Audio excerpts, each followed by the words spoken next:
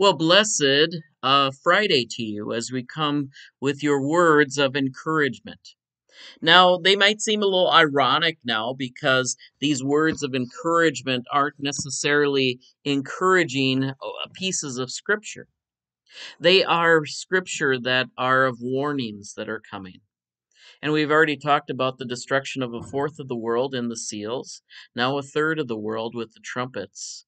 And then there will be a second, will be the half of the world with the bowls of wrath. Are these progressive? Yes. Are they somewhat the same thing? Yes, you could argue that too. But they are reminders that there are mechanizations, things that are happening that we cannot control. But God promises to be in charge of them. And we might not fully understand them, just as the situations we encounter in this world. And so we have the fifth trumpet. Now, as I've told you before, the bowls, the trumpets, the seals, they come in first groups of four. You have the four horsemen of the apocalypse that come with the first four seals. You have the first four trumpets that sound together. The number four typically symbolizes things of the world, the four winds, the four corners of the world. Remember, it said that the world is going to be rolled up like a sheet, like a scroll, and a scroll has four corners to it. All of these things are reminding that this is the world that we are living in, and it is about ready to be rolled up. So now we get the warning and encouragement by the fifth trumpet. We're moving out of the world into the heavenly realm. And the fifth trumpet, a fifth angel blew his trumpet, it says in verse 1 of chapter 9. And I saw a star that had fallen from the heaven to the earth, and he was given the key to the shaft of the bottomless pit. Now, typically, when we've heard in Scripture about a star that falls to the earth, some have interpreted that as being the angel Lucifer, who is better known as Satan, the one who contends against us, the one who accuses us. In the book of Job, Satan is viewed as the person who gives accusations to us, but typically he is viewed as a star. Now, there are some various interpretations upon this star's name, and we'll get a name here that isn't Satan, it's a different name, but we'll get to it. But it's just to remind us that there are angels that have fallen from heaven. And we'll be hearing about that in Revelation chapter 12 about a third of the angels. And that's typically viewed as the demonic that have fallen from heaven and have disobeyed the things of God. There is a rebellion that happened. Now, those are a lot of the speculations we have, and this is where they come from in our Bible. And so I saw a star fallen from heaven to the earth, and he was given a key to the shaft of the bottomless pit. Now, the bottomless pit is usually configured either as hell or as Sheol, and I want to make a distinction between those two. Sheol is usually the realm of the dead. For whether you're good or bad or anywhere else in between, it's usually the place where the dead go. And we have to remember that hell comes at the end of time where God has pronounced judgment, an eternal separation of people from God. Where Sheol is more kind of you're separated from life, you're in a waiting area. This is the realm of the dead. Now, Jesus has proclaimed victory over both places, but Sheol is usually the place where we are told the dead go, and where Jesus proclaimed his victory, we're told, in the in between time between Good Friday and Easter Sunday. And that's why we have an interesting distinction to talk about when we talk about the Apostles' Creed, because there's very little written about what Jesus did in between Good Friday and Easter Sunday. And typically it's talked about Jesus proclaiming his victory even in the bottomless pit. So we understand that there are people who do go to heaven to be with Jesus, and there are others who go to the bottomless pit that is being given to this angel that has fallen from heaven. He opened the shaft of the bottomless pit, and from the shaft rose smoke like the smoke of a great furnace, and the sun and the air were darkened with the smoke from this shaft.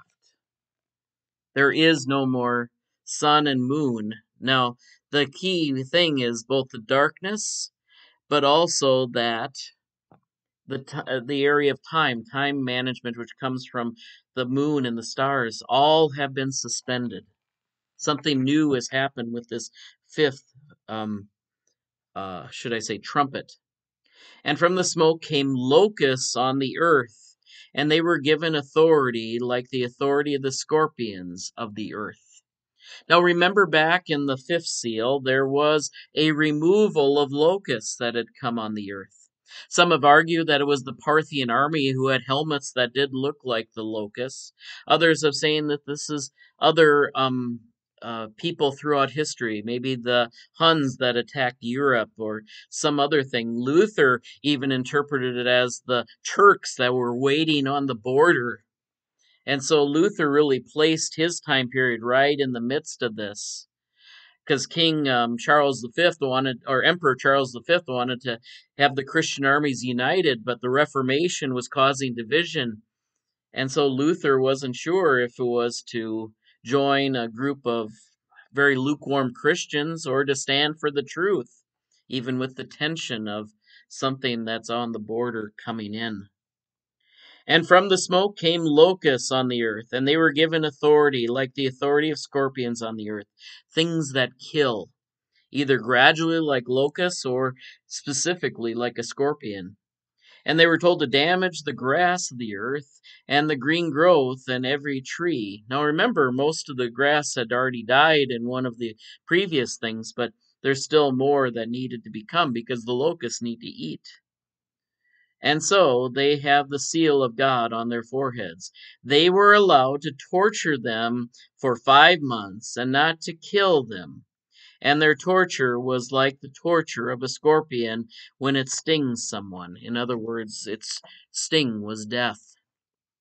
And so once again, it's up to the interpretation. What does the 5 months mean? Is the 5 months literal? Is the 5 months symbolic of something? Typically, it is a sign of wrath. It hasn't achieved 7. But 5 is also a reminder of that God has a plan in order. So these numbers need to always be interpreted as a symbolic meaning. And in those days, people will seek death but will not find it. They will long to die, but death will flee from them. Now, a lot of times we have said, especially if we've had a loved one pass away, such as my mother a few months ago, when we're suffering and going through things that are hurting them, we always like to say, well, at least death will be a release of them. But according to this, all those rules have been suspended, and death is not a respite from the wrath that is coming, because the place of death is the bottomless pit. So all of those things have been, how should I say, disrupted. There is no release from this wrath. Although I would probably say, and the author would probably say this too, except if we continue and find our faith and our endurance in Jesus Christ. Then the appearance of the locusts were like horses equipped for battle. Once again, remember we had the horsemen of the apocalypse, we have locusts. All these are very fluid meanings here. And on their heads would look like crowns of gold, and their faces were like human faces, and their hair like woman's hair, and their teeth like lions' teeth. And they had scales of iron breastplates, and the noise of their wings was like the noise of many chariots with horses rushing for battle. And they have tails like scorpions and stingers, and in their tails are the power to harm people for 5 months. Once again, a limited period of time. And they have a king over them, an angel of the bottomless pit, and he, in Hebrew, he is Abaddon, which means destruction, or in Greek called Apollyon, which means torture. Now, just one more verse. In verse 12, it says, "The first woe is past. There are still two woes to come." What does that mean? Well, we already had kind of this, there's group of four, and then there's three more trumpets left. Well, it sounds like that these trumpets are also called woes. Kind of a complicated book with all of its mixing of images. And it's something to dwell in for a little bit. But I want us to be careful about getting full interpretation to all of these because there's always a chance to be wrong, but it does invite us to see what you see. And maybe you are seeing other things that I'm not seeing in this. So feel free to share with me any thoughts that you may have on all of these.